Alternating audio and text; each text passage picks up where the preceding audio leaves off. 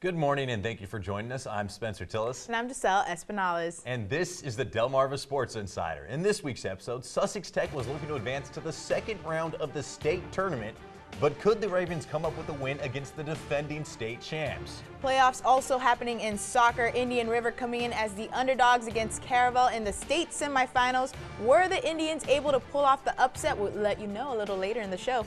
And Lake Forest looked to keep their perfect season alive, but could the Spartans get a postseason win against a very dangerous Hodgson team? But one of the best games of the first round featured two of our teams, including my Easton Warriors, taking on Queen Anne's. And I tell you what, this was a phenomenal matchup. Easton had a 7-0 lead here early on, but the Lions come right back. Tommy Jones filling in that quarterback for what they'd injured starting quarterback out of this one and doing it. Great job right there. A 40-yard run to the house, but back come the Warriors. Leon Flournoy gets the handoff, and watch him work right here. Bounces off a couple defenders. An absolutely filthy stiff arm right there. Gets the sideline, and he is gone. Easton back out in front, 13-7.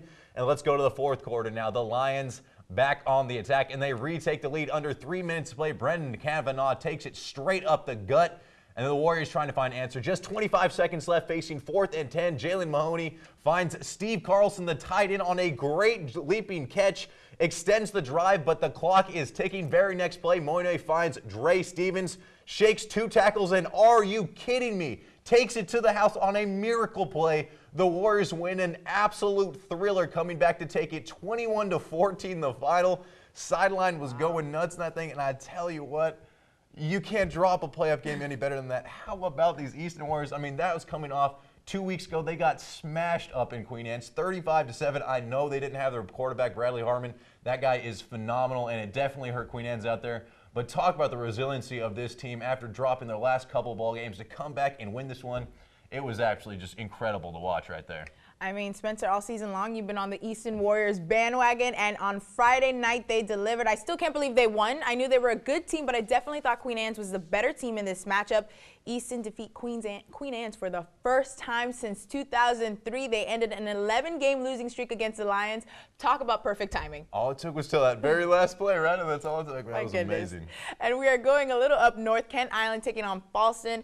Falston starting to threaten Kent Island's territory, but Frank Rotondo gets a sack right here, and Falston turns it over on downs the next play and keeps the score scoreless. Next play, the Buccaneers with the opportunity to score, and they do. That Zach Goodrich is good for a 2-yard touchdown. That puts Kent Island on the board first. Falston driving again, but Goodrich shows that he is good on both sides of the ball and just strips that one, and Stone Boone recovers it, and the Buccaneers with the hot hand in the first half. Started off in the next play. Boone takes this one for a 1-yard touchdown, and just like that, Kent Island 14-0. And they just keep on rolling as they take this one 35-6. And Kent Island will now host the Easton Warriors. And now I may be worried for Easton. Before the 2014 season even started, everyone was saying that the Buccaneers are the biggest threat in Maryland. Easton will definitely have a lot of work to do, but this definitely will be an interesting matchup coming next week. Yeah, so I don't know. They're not going to get the benefit of a starting quarterback being out in this one. I tell you what, it's going to be a tough matchup. I don't know what to say for Easton on this one. Good luck, I guess. I mean, the Kent Island, they're just a different beast. They are so disciplined. And again, in this game, they just rolled over a pretty good Falston team. They look like they're poised to make a run, possibly now go into states after this. I still got to have, I mean, I've been on Easton. I've been driving that bus since the beginning. I'm going to ride those until the wheels fall off. But this is going to be a tough game here coming up next weekend. Well, taking it to our 1A schools, Cambridge South Dorchester earned the top seed in the region and a matchup Friday night against Bohemian Manor.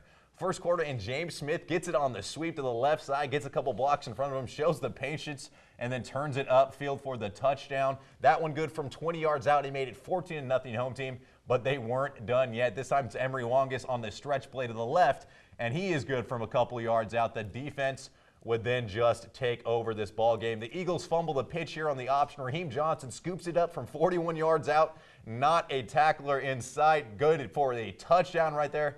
That was the first play of the second half, and then the Vikings starting to smell blood. Bohemian Manor's very next offensive possession, and James Smith steps in front right there, gets the interception, and we are headed the other way. That would lead to a touchdown pass from Nathaniel Lowe finding Terry Wilson as Cambridge rolls 35-8 the final.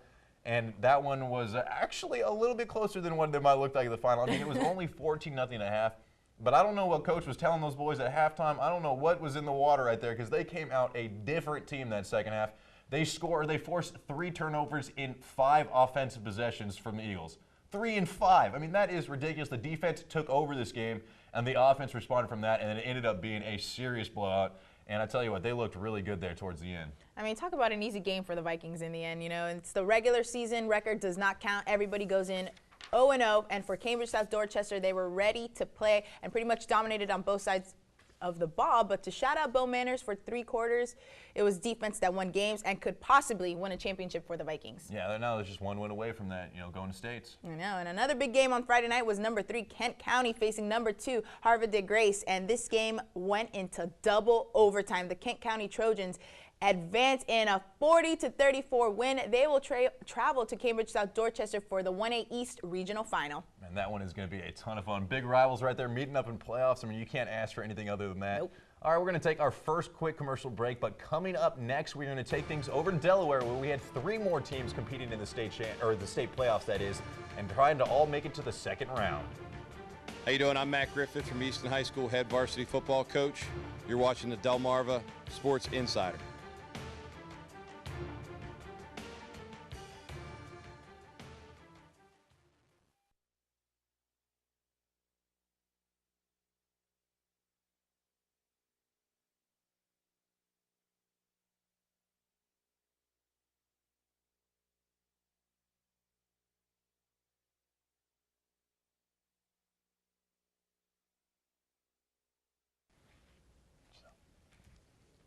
Welcome back. We continue with football playoffs, this time in the first state. Sussex Tech playing host to the defending state champions, Silesianum. And the friendly handshake coin toss, the Ravens win the coin flip and receive the ball first. And they started off the game on the right foot. The opening game kickoff, Xavier Drummond gets that one and keeps on going. Even I, shooting from the sidelines, did not expect that at all. He returns it for 95 yards. Everyone is fired up, and that's how you open up a game, 7-0 Tech. But here come the defending state champs. Colby Reeder able to tie things up 7-7, just marches his way into the end zone, and the Sallies gain the momentum.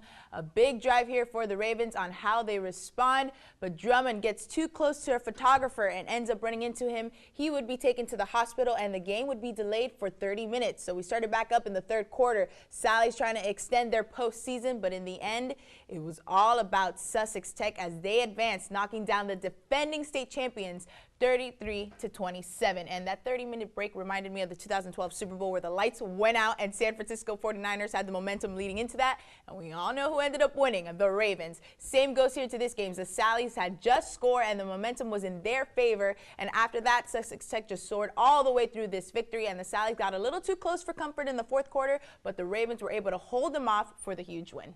Yeah, you're right. I mean, you don't want to ever peg it on a play like that and say maybe that was the game changer, but it definitely looked like they lost some of their focus.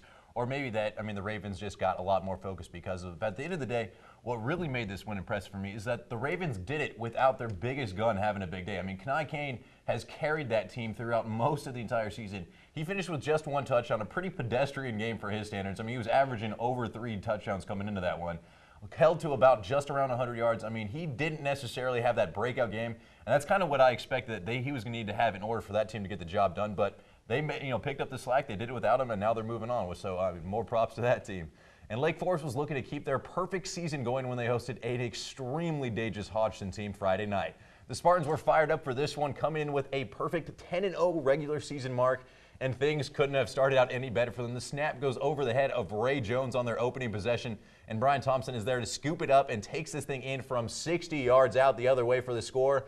But back comes Jones early on here. A very nice move, gets to the inside, and he glides in for the touchdown right there, dodging off a couple tackles. A tight ball game again, but another huge mistake here from the Eagles. They muff the punt right here, and Benjamin Moore falls on it for Lake, and they are in business. That would set up a short touchdown run from John Flamer, the first team all-conference running back right there. But Jones just ended up absolutely taking this game over. They had no answer for him on defense. He scores yet again as Lake sees their great season come to an end with a very disappointing loss right there. And I tell you what, this is a tough one for the Spartans. I mean, they had a great season, and everyone knew that they were coming in with a lot of momentum. But that defense just could not find any kind of answer for Jones. I mean, that guy is some kind of athlete, but at the end of the day, you got to be kicking yourself right now if you're Lake. I mean, you forced a couple huge turnovers. You had all the opportunities in the world, and they just did not get the job done, and that's a tough way to see your season come to an end. I mean, this was the team I was rooting for. I mean, I should really stop predicting teams because I had Cape going all the way, and once I said that, they lost. And I had the same thing about the Spartans, and they lost. Still an amazing accomplishment for them during the regular season, but the playoffs are a whole different ballgame. Yeah, and the thing is, at the end of the day, not many people are going to remember that 10-0 mark. All they're going to remember is the tough 0-1 in the playoffs, and that's what they're going to be known for right now. I know. All right, to the Dog Pound we go. Laurel taking on Caravel, and this game got close quickly. We started off in the second quarter. Laurel with a 13-0 lead, but not for long. Bucks Jackson Agon with a deep pass to Darnell Savage, double coverage, and still makes that incredible catch. He just signed on to be a future Terrapin, and for good reason. Later in the second half, Laurel's Yamora Guste gets that one handed off to him and makes it into the end zone, 19-7. Caravel not backing down and would respond again. Still, the third quarter, Savage shows he has the need for speed. This game was a close one, but it ended up being about Laurel's defense holding on Caravel as they take this one 25-20, and the Bulldogs advance. And they were in the underdogs going into this game, but Coach Phillips and the rest of the team proved that until that clock hits 0, they will fight to the very end. Not the prettiest win by all means. I mean, sure, Laurel will have to hit the ground hard to make sure they are prepared for their next playoff game because some of the turnovers can be costly, and that's what they'll need to avoid for this next game coming up next week. Yeah, you're absolutely right. I mean, I got to eat crow a little bit. It seems like every single week on this Laurel team, they just keep getting it done. But you're right, dude. The defense made an absolute statement this one. They had to have a goal line stand in order to get it done, and every time they're pushed up against the wall, they get it done every single time. I talked to Coach Phillips before the game going in. He said their plan was to stop Darnell Savage. You can't stop this kid. I mean, he's going D1 for a reason. He is that good. But they were able to contain him, and that proved to be the difference in this game. I mean, at the very end, they tried to go to their go-to player, and the Bulldogs were able to shut him down. All right, well, we're going to take our second quick commercial break, but do not go anywhere because we are still talking playoffs on the other side, but it's time to get you caught up with some of our other teams. Field hockey and soccer are up next. My name is Fred Johnson, Lake Forest High School, and we're watching Delmarva Sports Insider.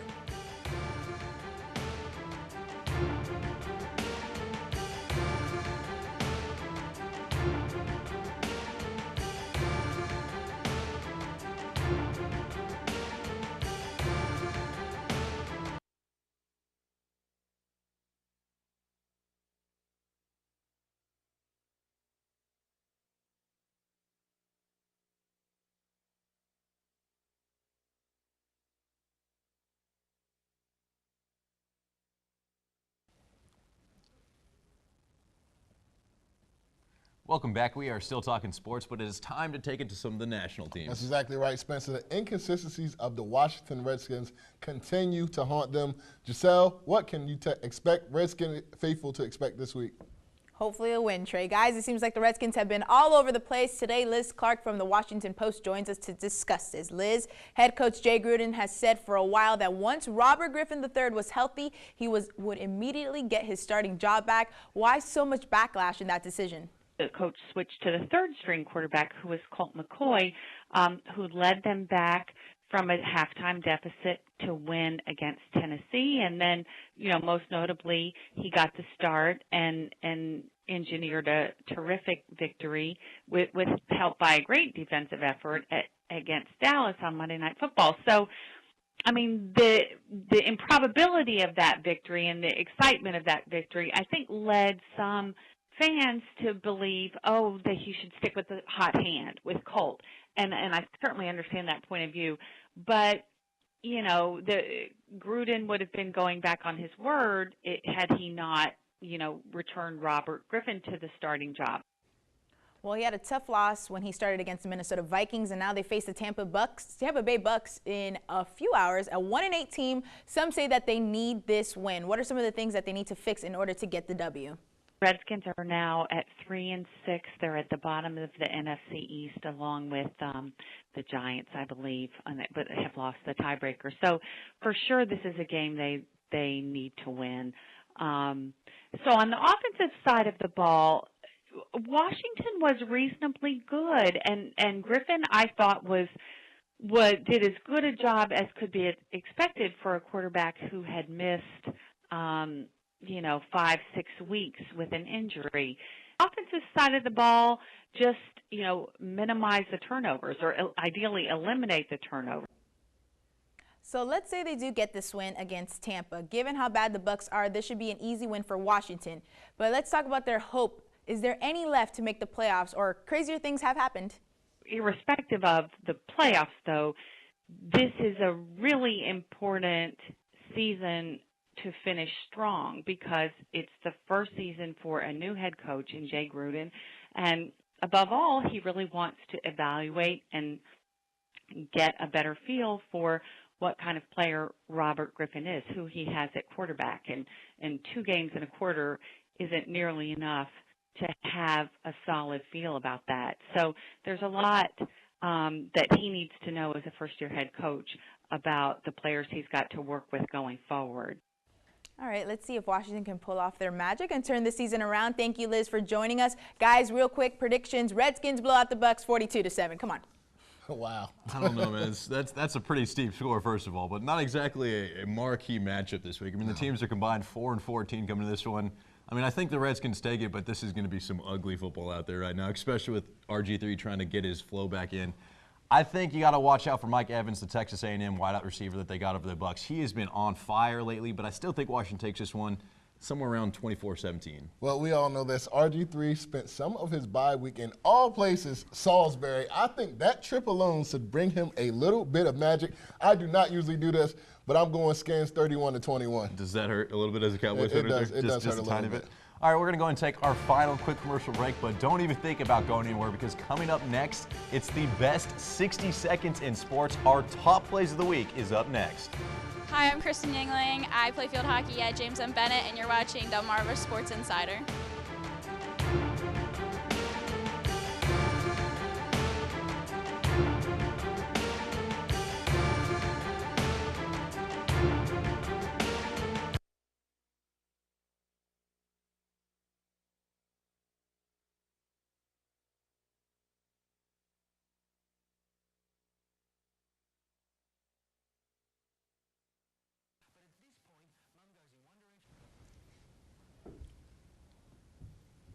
Welcome back. Well, it is time for everyone's favorite segment, our top plays of the week. And for mine, let's take it back to Wednesday for the semifinals of the Delaware State Field Hockey Tournament between Cape and Padua. Tied up here in overtime, but not for long. A great pass finds Samantha Broadhurst right in front of the cage, and she sends that thing in and sends the Vikings on to the championship match.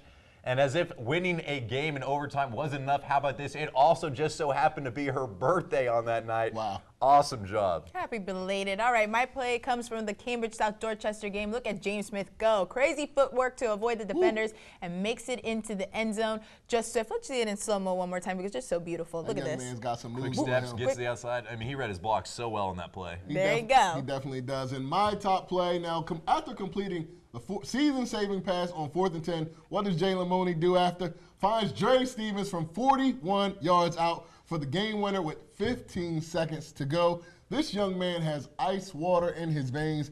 Easton's first win against Queen Anne's in 11 years, and that's what high school football playoffs are all about. Show me the money. It's probably cold since he has all that ice in his veins. Oh, yeah.